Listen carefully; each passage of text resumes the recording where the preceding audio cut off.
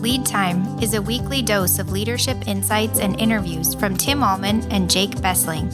Lead Time is for any leader living in a busy world looking to be inspired, equipped, and empowered to lead others to their fullest potential. This is Lead Time.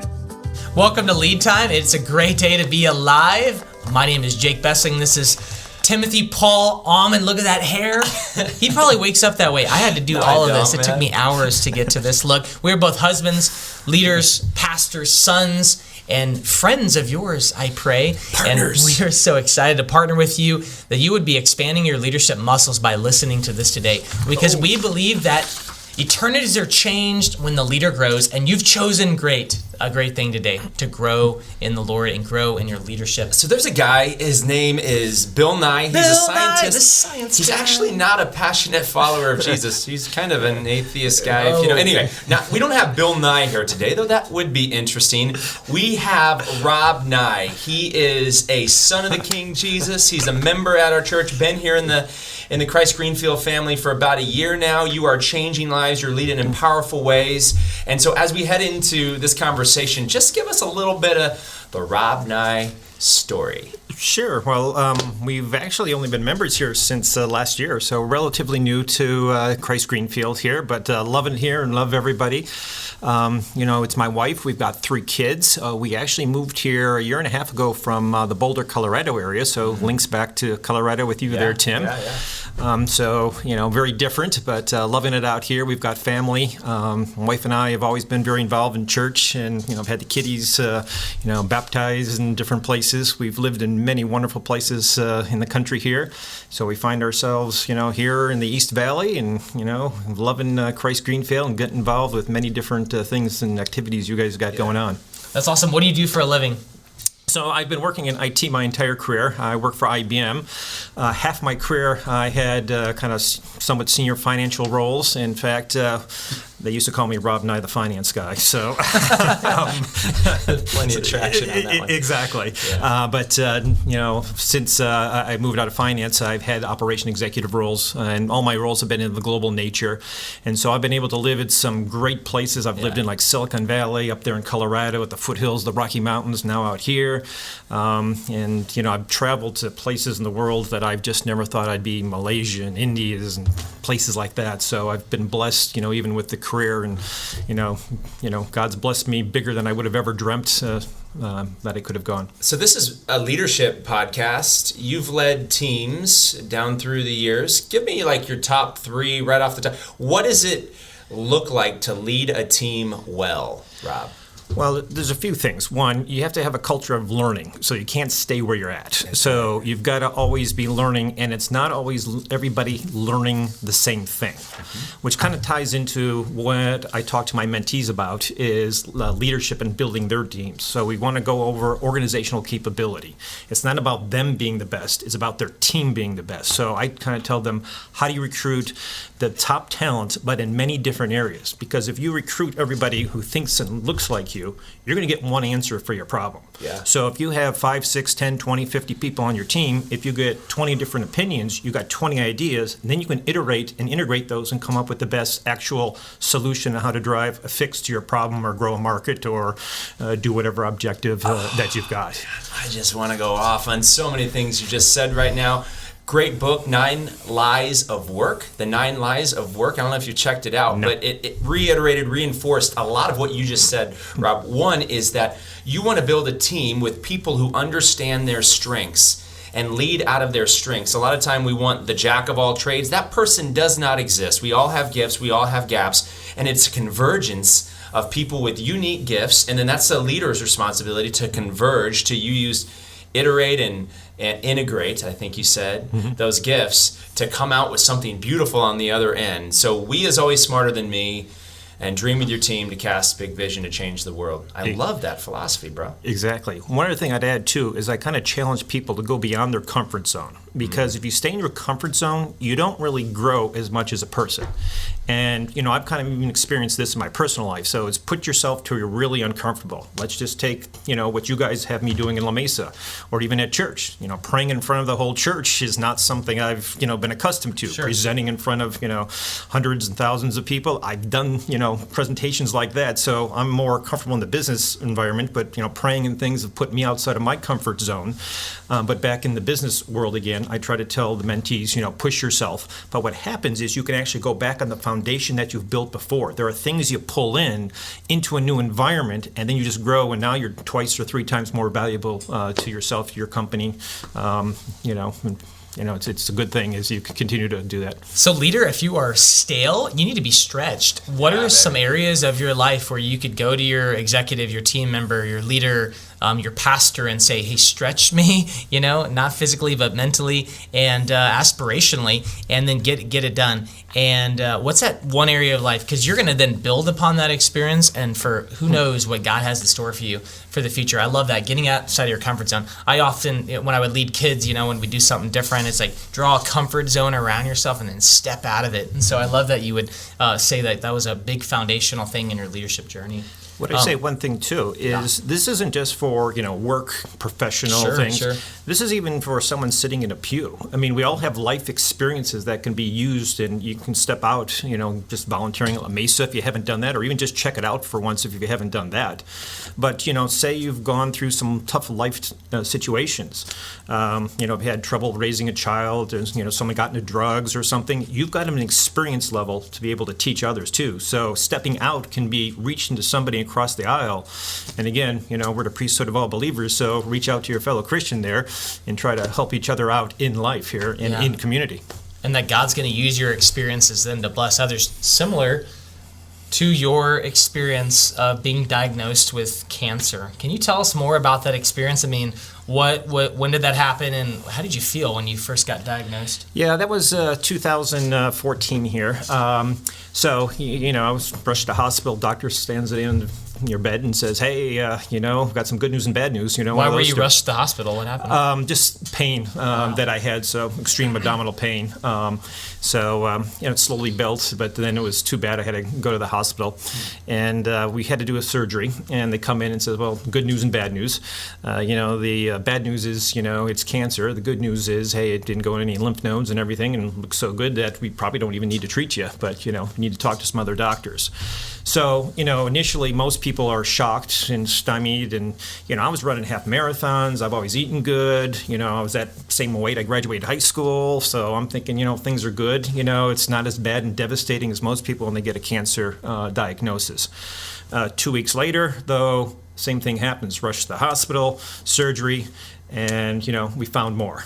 So then we knew we were in trouble, and then just a third session of that happened again a couple weeks later.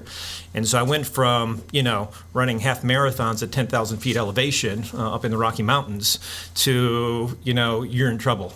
Now, I was shocked with that diagnosis. I would not say scared, but I am not a typical person, and here's why. Less than a year prior to all of this, I actually had another kind of life, I don't want to call it life-threatening, but a situation where I ended up with a brain tumor. That one I was scared. I had never gone through surgery before. When things are on your brain, you're sort of like, hey, I don't want you digging in there. I don't want any of this. So during that time, I really kind of, got close with the Lord. You really, kind of go to your faith when you've got some life situations and you're faced with your mortality. And so, diving into Scripture, diving into, lots of talks with the Lord and the like. During that time, Philippians 4:13 was kind of like my mantra. I can do all things through Christ who strengthens me. And maybe in life prior to that point, I was a little bit too much on the I, and I needed to focus more on the Christ. And you really got to kind of turn it over. And, there were some scary times and some scary surgeries that I had to go through. And I did get a human halo where they kind of screw that into your skull. But still, we made it through all that. I saw the Lord holding my hand the whole time. And, I got that comfort. And with that experience now, coming back, less than a year later with the cancer surgery, I wasn't as scared as probably a typical person would be. So I've been down this path. The Lord's helped me. The fears can go, up to Him. And, one of the things I always say, too, is, try not to be nervous because, it's better just to kind of relax, and not be nervous, put the healing, or the nervousness or the energy into the healing. And so just, give it up to the Lord. So, again, I'm a bit different than most people on their cancer approaches. So I would imagine that a lot of folks, because my wife had cancer, a handful of surgeries, and I would imagine that moving from a tumor to abdominal cancer within a year, a lot of people say, weren't you mad at God? I mean, questioning, where are you? Why? You know, did you have any of those sorts of moments of anger and questioning, Rob? I actually have to say no. I never had the why me. I actually have had this conversation with another friend who's got cancer, and we sometimes say, why not me? Would I want, someone else that I know, do I love, my kid, my wife, to have this? And by the way, what's Romans tell us? All things are, used for the good of God, right? And so, you don't know when you're going through the battle what something's going to be used for, so you really wish that path would be lightened for you. But, I always kept the faith. Things were, dire at many times. But you started seeing one miracle, and I had so many miracles really go through this. I am a miracle man, and when I wake up each day, I'm blessed beyond belief, and I wake up with a smile. So I did not have that why me at all, but I did look for my miracles each day, which is something I do counsel cancer patients on, is making sure that they look for those miracles and can see the love and see that you're not alone in your battle and your fight. So there's a lot of things I do talk to patients to make sure they're not feeling that, why me? So what were some helpful or not so helpful responses from people during that season? Yeah, I wouldn't say I got a lot of unhelpful responses. It's interesting, though, that sometimes some of my friends, a couple folks you tell and they've never reached back. So there's some of those things. People just don't know how to deal with, sickness, mortality. And the interesting thing is, they were the same age as me, so I don't know if they were kind of dealing with their own thoughts. Sure. But overall, I got to tell you, the support structure that I have is incredible. It was all very positive, reinforcements, a lot of people helping me along the way.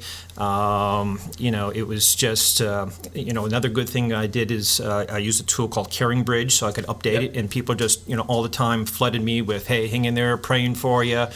Both my pastors and my Stephen ministers would come over and give me communion when I needed to. And then you really get to separate, truly great friends from your friends. I mean, I had friends who were rearranging international travel, especially my one buddy. He manages a global operations, but he would be with me every day and rearrange his travel schedule, and, I could argue his performance, to be with me on my infusion days. Wow. So I've got friends like that, those who drive me to a doctor, and so you need to have that. And that's another one of those tidbits that I give people to stay positive during a cancer journey, is to really have a support structure there. Because one, you've got to stay positive. And when you know you're loved, when you got people in your corner, the cancer battle becomes more than you. Because a lot of times people go into their own shell and just say, it's my battle, it's just me. But no, it's far bigger than that. And, maybe we'll get into a second, but, I encourage cancer patients to reach out to someone who's gone down the road before. There's a lot of loving cancer patients out there and survivors who really have gone through this and would love to help you. And we can make your journey so much easier. I just met a new cancer patient on Saturday. And she's worried about certain tests and all that kind of stuff. MRI test, if you don't know what that is, you're stuck in a tube and, sometimes for a couple hours, and you tell them what it's like, what's the sound, how do you get through it, how do you kind of divert your attention from being in a tube, and all of a sudden, where they used to be nervous, they're not nervous anymore. So lots of stuff that cancer survivors can kind of provide insight on. Well, already to our listeners, you're an inspiration from the survival and the miracle that God did in your life twice. There's so many different angles that we could go here. Just to be clear about what would help people through this as they receive those results, and you had really 6 things you talk about. You've spoken around them a little bit, but let's be clear. What are those 6 that would help someone going through any type of diagnosis like this? Yeah, and before I get into the 6, the thing I'd like to say is any cancer patient out there, I'd love to go into more detail on any of this if you're willing. So just kind of reach out. More than happy to talk. So there's 6. One really is primary. The other 5 are secondary. But the first thing is faith, right? You got to put it up to the big guy because, again, there's so much tension, stress going through the battle, and you got to talk to him. When you're in a hospital bed, you have a lot of lonely time, and you got to make sure you're right. And for me, sometimes I get to talk to friends of friends who are diagnosed, and sometimes, they're spiritual but not religious. I mean, you got to make sure folks are right with the Lord and where their ultimate, goal is here. And so faith is very important through the whole thing. The next thing is, I talk about getting the best doctors your insurance can allow you to have. Then I talk about getting that positive support structure. Again, the whole mental approach of a cancer battle. And by the way, you got to laugh through a cancer battle too. You can't just be sad the whole time. I mean, on my infusion dates, we would be laughing so hard that I had other cancer patients rearrange their infusion dates just to be on my date, and we have the whole nursing station and everything else, and we're just having fun until we got the one drug that puts you to sleep. But you got to still interject joy and have that support structure around you. Stay positive would be the third thing. Nutrition, and then the other thing is exercise. And for me, the nutrition is huge as well. In fact, some people laugh at me, but I became a vegan, but that's because the evidence is so overwhelming on the whole plant-based diet for cancer patients. So I want to talk about nutrition just for a moment. But before that, do you have cancer today? Tell us where you're at today. No, I am a miracle man. So I do not. All levels are normal. Wow, praise the Lord. I don't take medication for anything. So a guy my age, I'm sure they're all taking lots of medication for things. I don't take anything. And, I always challenge folks to a 50-mile bike ride or more. If they're willing to get on a bike with me, I won't challenge you guys to a push-up competition. But, I'm good to go. And, thank be to God that I'm here. And, He's allowed me to have this conversation, meet good folks like you. So talk to us then about, praise Jesus, talk to us about the effect of nutrition in even getting well, God using nutrition to get well and stay well. Give us some of your core beliefs around the value of solid nutrition. Sure. So, you are what you eat. And right now, the Standard American Diet is called that Standard American Diet. SAD is the acronym. And so we, in Americans, eat a lot of things that are cancer-forming. Mm-hmm. Conversely, there's a lot of research out there that there's foods that kind of help you and your cancer-fighting cells to be at optimum levels. Curcumin, if you know what that is, a spice, garlic. So I do a lot of that. A lot of greens and beans limit the inflammation in your body. So when you have any sort of health issue, you don't want inflammation, even like high blood pressure. If you have inflammation in your body, basically the blood vessels constrict, and so your pressure goes up. But if you eat food that is, not allowing to have inflammation, then it relaxes. So what happens? Your pressure goes down. And so your body doesn't fight that, and it's fighting the cancer, or it's fighting whatever maybe ailment that you do have.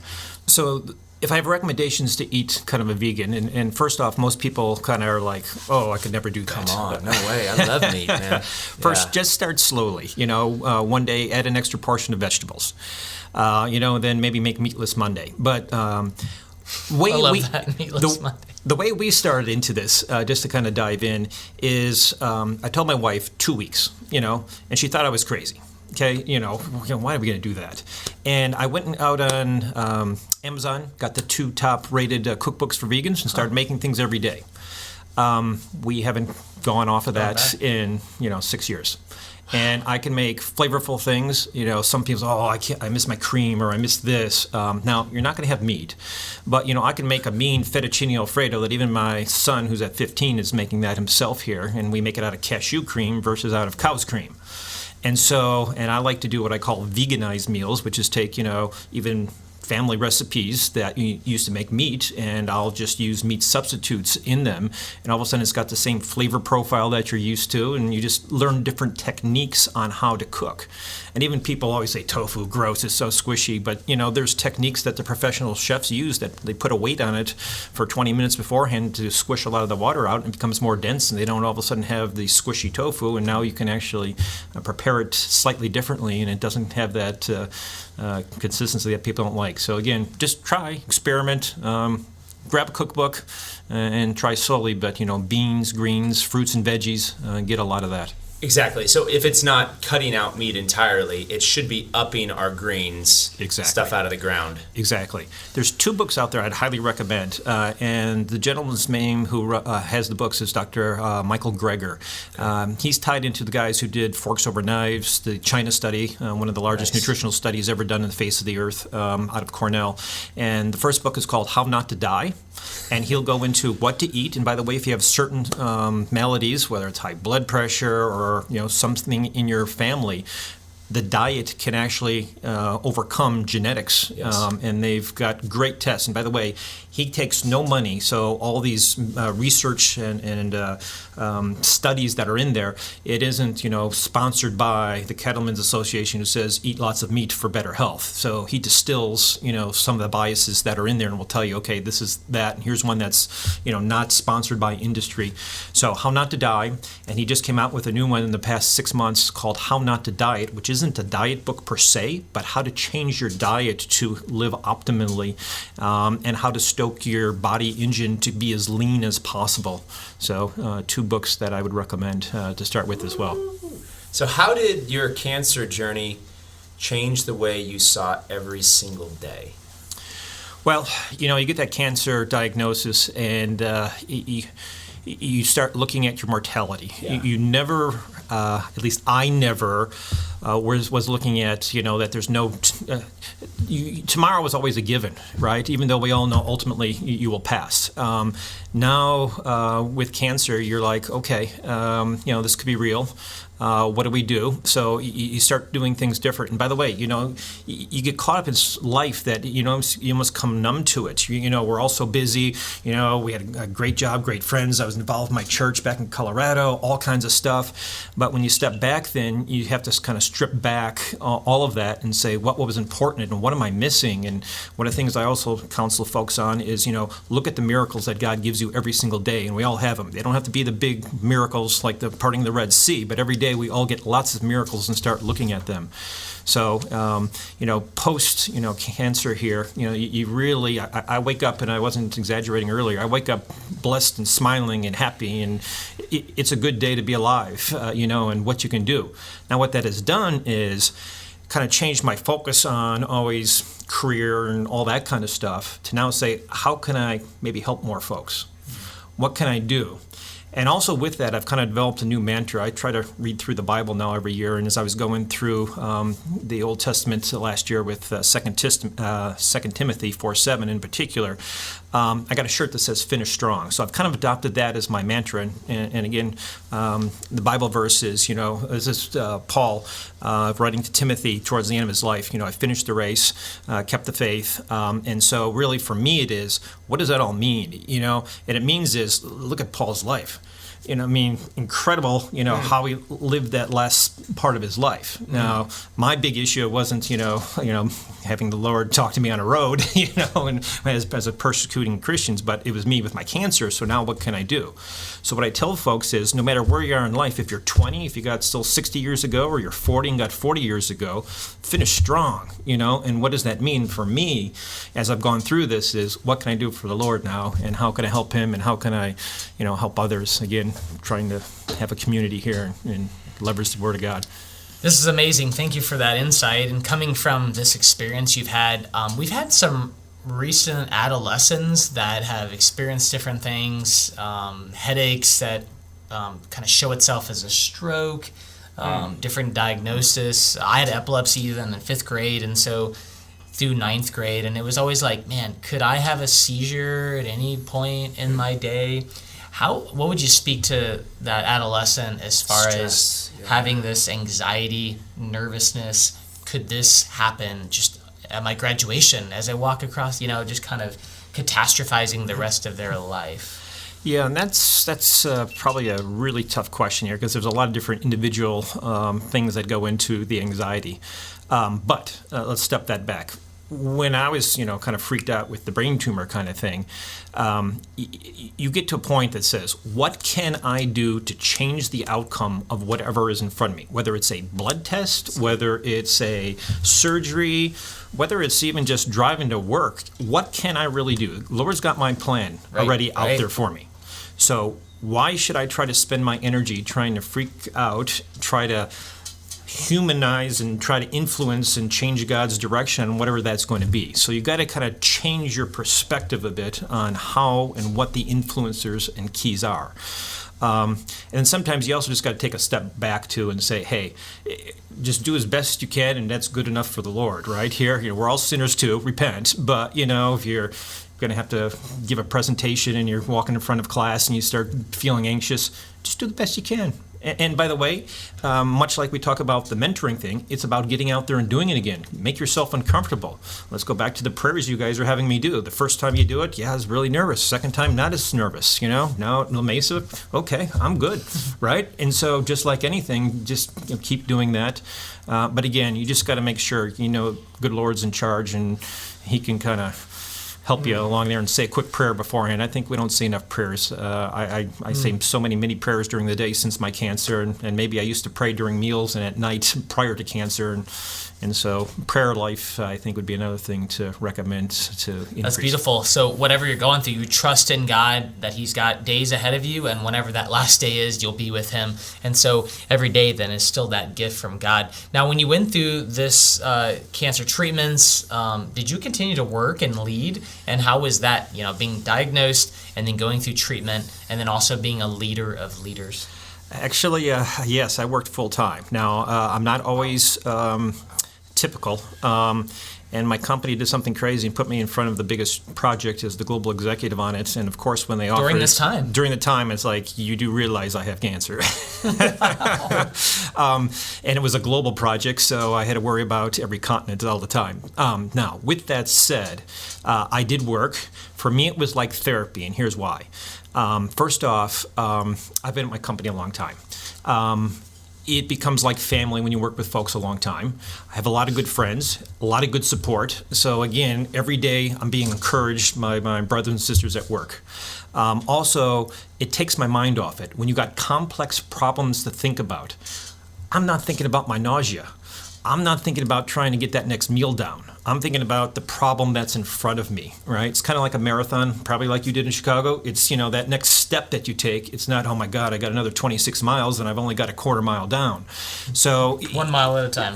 Exactly. So it's just one step in front of the other. One pain at a time. Now, that's not to say it's 7 o'clock at night. I'm, pooped already and, I'm turning the lights off to go to bed, which, that happened many times. But yes, I did work through it all. So it's a glorious, great distraction from the day-to-day cancer diagnosis and everything, the treatments, to say, let's pour my life into helping people still through work. Yeah. The other thing I was blessed, though, and my situation could be unique, is that given I have a global job, I can work from home because there's no office I need to be in. It's not like the most of my folks are in one spot here in Arizona or Colorado or everything. So that helped me as well. It's kept me away from germs and things like that. I couldn't travel on planes and things, but it was great. I mean, I even had my boss putting me on multiple prayer chains, and so I was getting support through that means as well. So talk to us about how through this journey your spiritual rhythms evolved.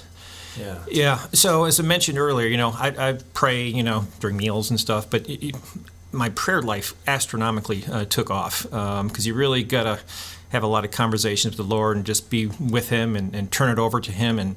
And on my way, the strangest kind of thing happened is I never again had that why is me, but I started turning all the prayers into thanks. Thanks for, and this is where I started looking at the positive miracles. Yeah. Now again, I'm a guy, versus, half cup full. In fact, my old secretary calls me a cup overflowing guy because in any impossible situation, I can find the light usually in that. And I've surrounded my people with that, or those who will jump on board and say, we're there with you to try to figure out how to do that. So again, it is different. But the prayer life, dramatically increased. Reading the Bible didn't become, as much of a challenge, before. Just honestly, you're so spent from work, working hours, open that Bible or whatever was a little bit more challenging. But now it wasn't. I look forward to opening the Bible, and so during that time, lots of Bible study. But where am I today? Typical morning kind of thing would be me waking up, saying my prayers again, and part of that's right off the bat thanking the good Lord for giving me another day and making me get it through the night. Start with a devotion, a couple Bible verses.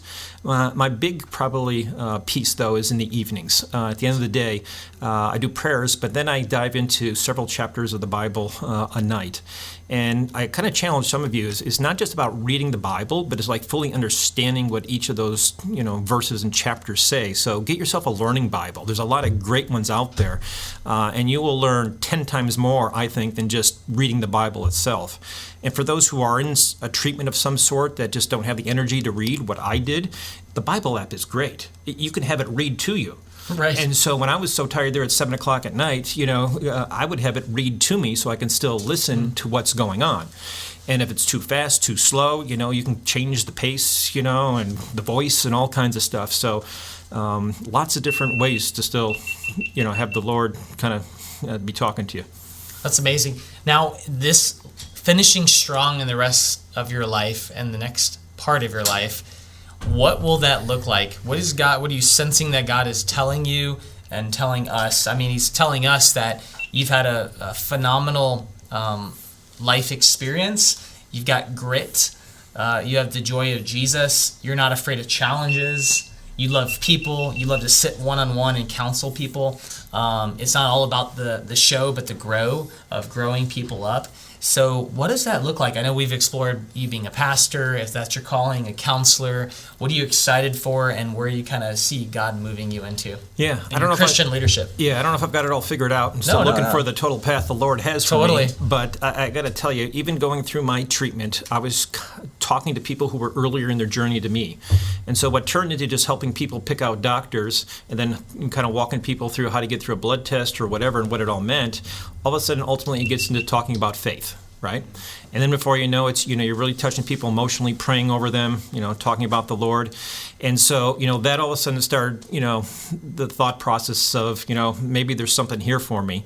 And then as I got through my situation and again felt the Lord through this whole thing with me, you kind of ask yourself, or you're kind of like, there's got to be more for me, right? The Lord's left me here for a purpose, and He's given me a whole totality of experiences that can be applied even beyond just this medical situation. So the initial thought was to be some sort of, counselor of some sort for the sick and suffering, especially cancer individuals. But I've also had a thing for trying to help those needy, the homeless, the less served, if you will, and through things like we do at La Mesa, and I was part of something similar back in my Colorado church. You kind of open your heart to those folks as well, and you get into conversations about addiction and things like that. And right now, I'm not fully equipped on those things, so I've got myself into not one but 2 classes I'm currently taking on biblical counseling. And then if this leads into more pastoral work, so be it. I'm not going to say no to the Lord. He's got me here for a reason. So, whatever the path lights itself up, I just wish He could show me and tell me sooner rather than later. But, I've got challenges to get through all that, kids and everything else. But He'll show me His perfect time when it's ready. Your story will help so many. You do have a counseling gift to sit and listen. The peace of Jesus rests upon you. And 2, you've got a shepherd's heart. And you love the Word. And so whether it's in a vocational or bivocational way, pastoral ministry is in your future, brother. And it's going to be neat to see what that looks like. I can't wait. Yeah, man. It's so good. So who are you apprenticing right now? We talk about 3 different questions. We must be pouring into others. As we're invested in, we invest in others. So who are you apprenticing? Yeah, people I mentor, I use the word mentor versus apprentice, more professionally. And those are folks all around the world, different places and spots, and we meet periodically depending upon what they need. I guess the way I'll say, from a Christian standpoint, mentoring somebody, it's just as I walk with them through their cancer journey, where they provide me the honor and the gift to kind of walk alongside them and provide them the help through Christ.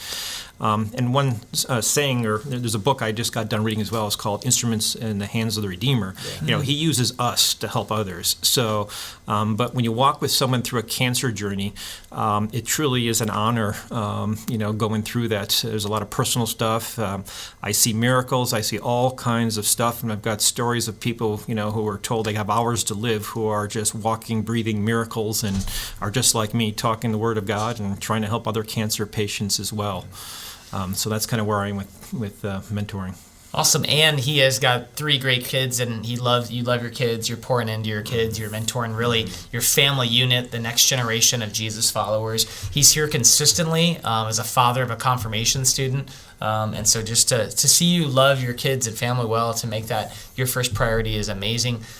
We believe leaders are learners and readers and listeners. And you've quoted already a couple different awesome resources, from the healthcare and nutritional side to some of the stuff you're working with for your spiritual growth. You are a part of our 6 a.m. group. So if you're a pastoral leader out there, start a group anytime, whatever works for you. We've challenged some men in our congregation and women as well to be at an event every Sunday morning at 6 a.m. where we simply read a book together. We're reading Canoeing the Mountains by Todd Bolsinger out of Fuller, and also reading through the book of Romans, and just bring our pastoral heart to that. And so I challenge you to do just that. Lead a group. You'll just be amazed at as you call people into leadership through that process, how they would gravitate toward that. So what has that group kind of meant to you?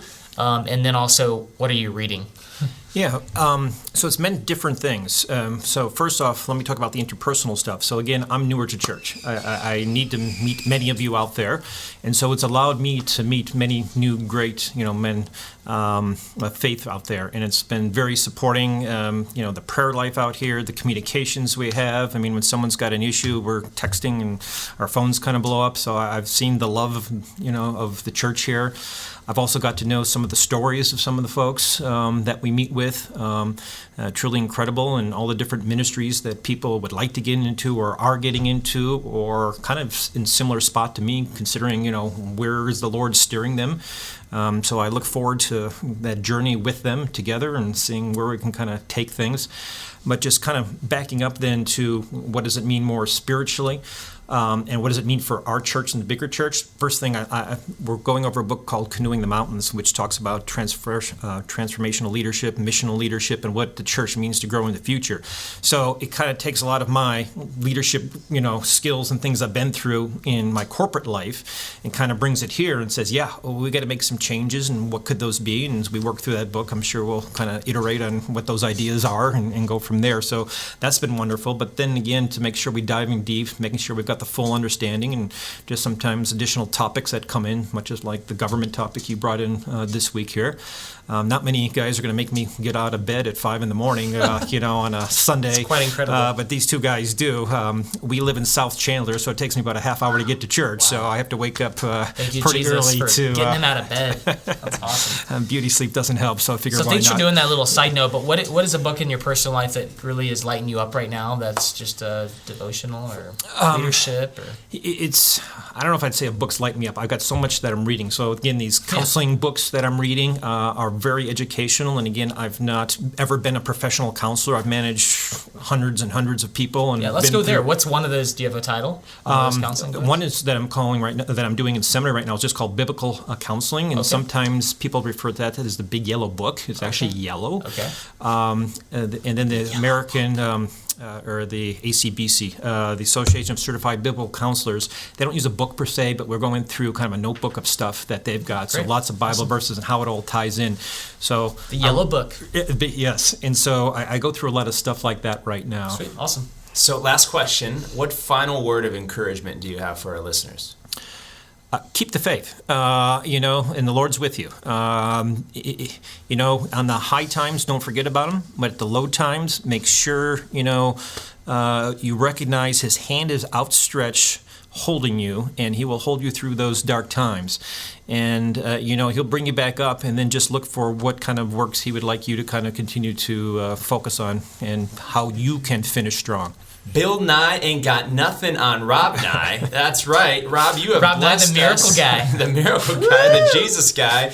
You have brought so much passion, love, wisdom, insight. Jesus is leveraging the struggle, the trial, the press, the squeeze. He is there in the midst of it all. And we pray you have been refreshed today, encouraged, and challenged. We believe here at Lead Time that eternities are changed when a leader chooses to grow. You have made that investment, and go out and multiply it today, that many people would know who Jesus is through the ups and downs of life. And Rob, you have pointed us in a powerful way in your story to the work of Jesus. Sharing is caring. Get the word out about Lead Time. Thanks for hanging with us today. Peace. Yeah, man. Love you. Way to go, Rob. Bye. So good. Rob Nye, the miracle guy. You have been listening to Lead Time with Tim and Jake.